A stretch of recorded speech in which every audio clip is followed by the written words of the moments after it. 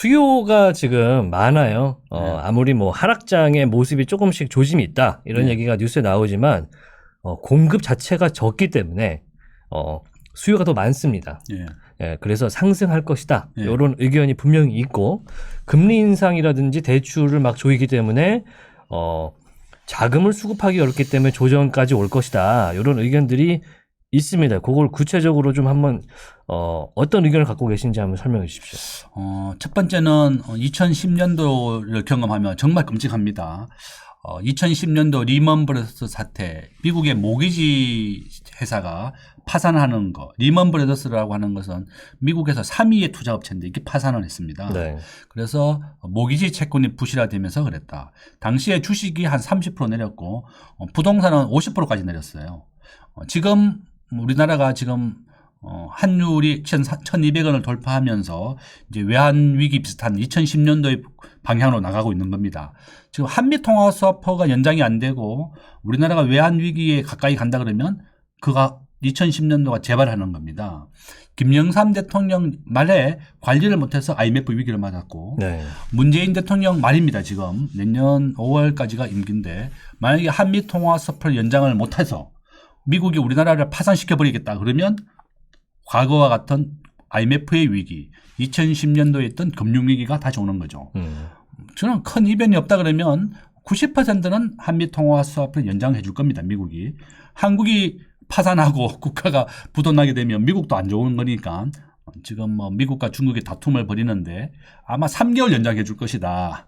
미국이 지금 3개월씩 연장해 주고 있습니다. 3개월씩. 6개월씩 연장해 주다가 이번엔 3개월만 연장해 줬고 한국이 말을 잘 들으면 연장해 줄 거고 한국이 말 안 듣고 미국에 막 들이대고 막 이러면 그냥 우리나라 국가 파산시키겠다. 문재인 대통령이 원래 44조를 미국에 투자했어요. 50조를. 네. 문재인 대통령이 취임하고 이후에 미국에 아주 적극적으로 잘 보이고 있습니다. 한 100조 원 정도 투자했거든요. 우리나라는 한 20조 정도 들어왔으니까 우리나라가 5배 나갔죠, 돈이. 그래서 우리나라는 일자리가 없어지는 거예요.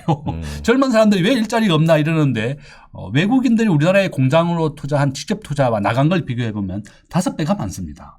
그러니까 당연히 일자리가 없고 우리나라 경제는 별로 안 좋은 거죠. 특히 트럼프 때는 메이드 인 USA를 굉장히 주장하다 보니까 또 더 해외 공장으로 빠져나간 경향이 있었죠. 네, 맞습니다. 그래서 이제 결론은 미국이 기준금리를 내년 6월 달부터 올린다고 했고 0.25씩 3번에 걸쳐서 올릴 겁니다. 그러면 1%까지 올릴 것이다. 그럼 한국은행도 이번 달 11월 25일 날 1%를 올리고 내년 초에 1.25를 올리고 계속 올릴 거예요. 네. 그러면 우리가 은행에서 대출받는 금리가 대출받는 이자가 한 5% 7%가 넘어가면 우리가 부동산에 투자하는 투기적인 수요가 주춤할 것이다. 네.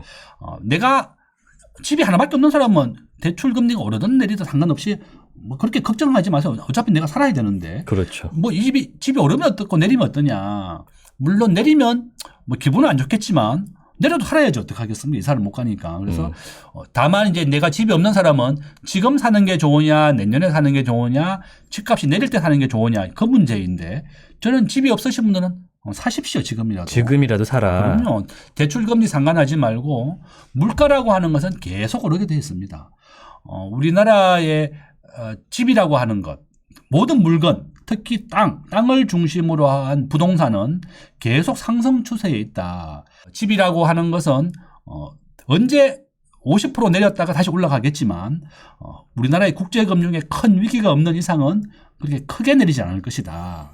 그렇게 또 말씀드리겠습니다. 특히 뭐 대출해서 집을 사신 분들이 내는 돈은 일정하기 마련이고 그리고 우리나라 대출 금리가 뭐 20, 30%까지 올라가지 않기 때문에 꾸준히 그것만 잘 갚으면은 오히려 더 삶의 안정감을 느낄 수 있다. 맞습니다. 집은 계속 상승 추세에 있고 내가 이자를 뭐 한 3%, 5%까지 내더라도 돈과 바꿀 수 없는 거죠. 어차피 뭐 집은 하나는 있어야 되잖아요. 그죠?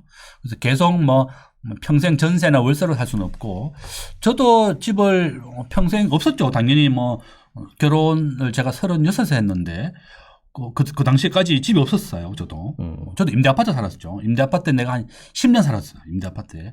임대 아파트가 뭐가 좋은가 하면 청약 통장에 넣고 난 다음에 계속 돈을 모을 때까지 임대 아파트에 거주를 할 수 있는 겁니다. 근데 임대 아파트에 내가 살아보니까 느낀 점이 뭔가 하면 좋은 게 아니에요. 내가 한 1년, 2년은 좋지만 무리를 해서라도 집을 사야만 된다. 그 이유가 뭔가 하면 집은 계속 오르거든요. 그러니까 내가 임대 아파트 사는 10년, 20년간은 그 집이 오를 때 내가 그 혜택을 못 빠지는 겁니다. 그래서 결론은 임대 아파트나 전세로 사는 것보다는 가급적이면 집 한 개는 무리해서라도 사는 게 좋다. 그렇게 또 말씀드릴게요. 임대 아파트에 대한 이야기 말씀해 주셨고요. 그러면은 방금 전까지는 사실 무주택자들이 집을 지금 사는 것이 좋다라고 말씀해 주셨는데 부동산을 투자로 보시는 분들이 상당히 많거든요. 그래서 이런 금리 인상기, 그리고 특히 미국과 우리나라 이제 금통위에서 동시에 올리는 시기, 이럴 때는 부동산뿐만 아니라 다른 자산들도 같이 일제히 영향을 받거든요. 특히 주식은 이제 금리 인상기에는 하지 마라. 이런 얘기가 있어요. 이거 어떻게 생각하시나요? 아유, 이거 정말 잘못된 생각이죠. 주식 투자라고 하는 것은 어차피 제가 항상 주식 투자하는 사람들한테 내가 60세 은퇴를 하고 노후 자금을 위해서 하는 것이다. 최소한 우리나라에서 노후를 위해서는 300 정도는 있어야 된다. 네. 정말 그냥 밥만 먹고 살려면 200원 있어야 된다는 게 우리나라의 평균이니까 70대, 80대 분들이 폐지를 줍는 이유가 바로 이런 겁니다. 폐지를 줍는 사람들의 월 수입이 평균 20만 원이에요. 22만 원. 결론은 주식을 해야 되는 이유는 우리가 60세 이후 은퇴를 대비해서 최소한 5억, 10억 노후 자금을 마련해 놓으려고 하는 겁니다. 네네. 그래서 꼭 하셔야 되고 주식을 아무거나 하지 마십시오. 시가총액 10위 이내의 기업. 한국, 미국도 시가총액 10위 이내 기업만 해야 된다. 그 이유는 매년 20개씩 부도가 나기 때문이고 두 번째는 종목을 얘기한다 그러면 미국의 시가총액 1위 종목 마이크로소프트, 애플, 아마존, 테슬라가 4위에 올라왔어요. 네. 그다음에 그저께 미국의 아마존이 20% 투자한 리비안이라는 회사가 상장을 했습니다. 했죠. 이틀 만에 50% 올랐죠. 난 리비안도 내 투자 금액의 한 10%, 5%는 투자해도 좋겠다. 이 기업이 아직 적자 기업인데 테슬라나 아마존도 적자 기업이었지만 흑자가 되는 순간까지 계속 투자해 놔야 됩니다. 지금 적자니까 남들이 두려워하고 안 사는 거예요. 그렇지만 지금 해놓으면 테슬라는 승용차를 만드는 기업이고 리비아는 트럭을 만드는 회사입니다. 아마존이 10만 대를 선주문해 놨고 올 하반기부터 본격적으로 생산이 시작됩니다. 양산이 시작되죠. 예. 그래서 결론은 뭔가 하면 10년 뒤에 어떠한 기업이 살아남을 것이냐.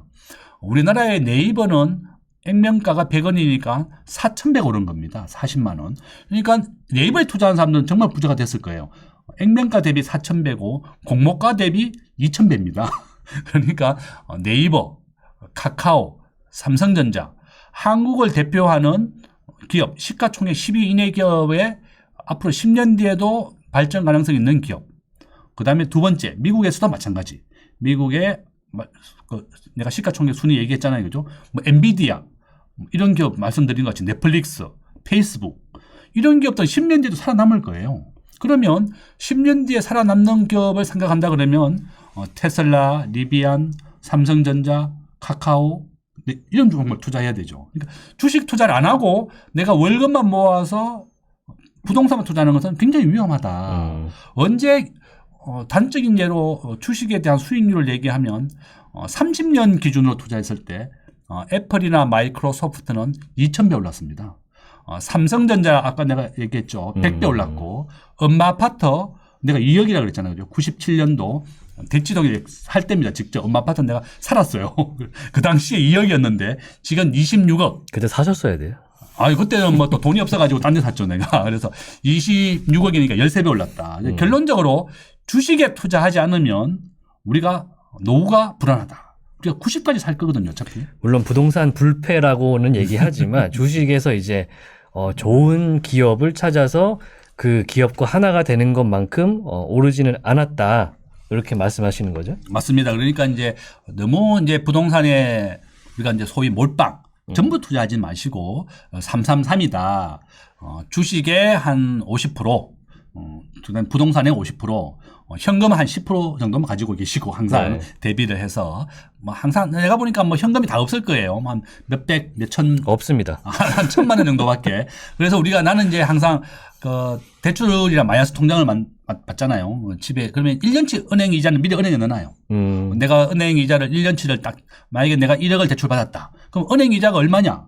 뭐 5%, 4%를 계산하면 500만 원이에요. 그러면 1억을 대출받았으면 500만 원 은행에 넣어놓고 내 9천만 원만 쓰는 거죠. 그렇죠. 그렇게 하면 은행 이자를 1년치에 대해서는 걱정 안 해도 되거든요. 그러니까 그런 방법으로 투자하는 것이 제일 좋고 나는 대출 받아라 그래요. 집을 대출받고 또 자기 집에 대해서 사업자 등록증을 내면 90%까지 대출해 줍니다. 네네. 그래서 뭐 은행에서는 집담보대출이 아니고 사업자 대출이니까 또 잘해주거든요. 사업자 대출이 내년에는 더 활발해질 거라는 뉴스가 지금 많이 나오고 그렇죠. 있어요. 왜냐하면 이제 사업자 대출에 대해서는 집담보대출에 대한 규제를 좀 벗어나기 때문에 기업 대출. 예. 예. 그래서 결론은 뭔가 하면 여러분들이 대출을 많이 받아라. 대출을 받아야지 투자를 할 수 있으니까 나는 네. 이제 뭐 대출 자금이 위험하다 그러는데 난 반대입니다. 대출을 받을 수 있을 때 풀로 받아라. 마이너스든 집담보든 사업 자금이든 대출을 풀로 받아서 미국 주식은 평균 매년 20%씩 올라요. 문재인 대통령 이 5년간 집값은 매년 20%씩 올랐습니다. 그 S&P 500하고 나스닥 기준으로. 그렇죠. 예. 그렇죠. 한국을 대표하고 우리나라는 인터넷이 세계 1위입니다. 스마트폰 보급률 95% 세계 1위. 그러니까 한국이 가지고 있는 장점을 가지고 한국이 어떻게 성장할 것이냐. 한국은 제조업이 세계 5위입니다. 여러분들이 우리나라가 세계 10위라고 생각하지만 수출액 기준으로 제조업은 세계 5위다. 그래서 우리나라가 잘하는 거 전기차 배터리 분야, 그다음에 인터넷 관련 분야, 네이버나 카카오 뭐 이런 기업들 게임 잘하고요. 예, 게임사. 그러니까 BBIG, 바이오, 배터리, 인터넷, 게임 이런 BBIG 종목들. 그다음에 미국의 우량한 시가총액 상위에 있는 기업들을 6대 4로 하든지 국민연금을 따라서 네. 아니면 미국이 60%, 전 세계 미국이 60%를 차지하고 한국은 1.5%입니다. 네. 그래서 비중으로 따지면 9대 1로 하는 게 비중이 제일 좋다. 가급적이면 미국의 90%, 한국의 10% 이렇게 비중을 세계 주식의 비중에 맞추어서 투자하시고 그렇게 하는 게 난 좋다 이렇게 말씀드릴게요. 일단 주식은 9대 1로 해외에 좀 더 비중을 두시고 부동산 투자는 살 수 있을 때 가장 빨리 사는 게 좋고 그럼요. 그렇게 말씀하시는군요. 알겠습니다.